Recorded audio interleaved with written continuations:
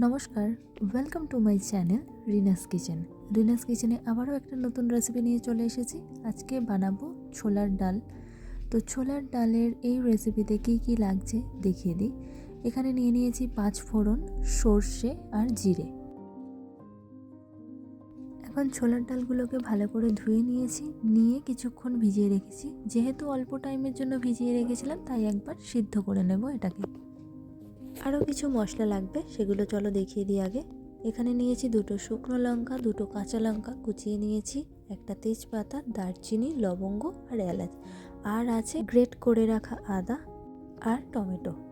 মশলার মধ্যে নিয়ে নিয়েছি হলুদ গুঁড়ো, লঙ্কার গুঁড়ো আর ধনে গুঁড়ো 1 চামচ করে। এখন জল দিয়ে এটাকে মিক্সড করে রেখে দেব।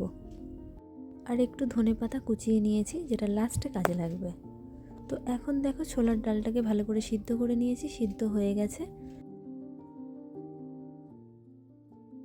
এখন তেলটাকে গরম করতে বসিয়ে দিয়েছি। তেলটা গরম হয়ে গেলেই প্রথমে দেব 1 চামচ চিনি, তারপরে তেজপাতা, শুকনো লঙ্কা, এলাচ, দারচিনি, লবঙ্গ, গ্রেট করা আদা, কাঁচা লঙ্কা কুচি, 5 ফোড়ন, সর্ষে, জিরে সব মশলাগুলো ভালো করে ভেজে নেব।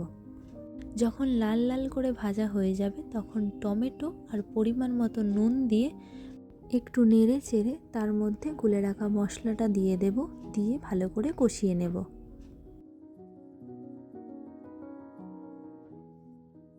তো দেখতেই পাচ্ছ, মশলাটাকে ভালোভাবে কষিয়ে নিয়েছি, তেল ছেড়ে দিয়েছে অলরেডি। এখন সিদ্ধ করে রাখা ছোলার ডালটাকে দিয়ে দেব, দিয়ে ভালোভাবে নেড়ে চেড়ে ঢাকা দিয়ে এটাকে ফুটিয়ে নেব।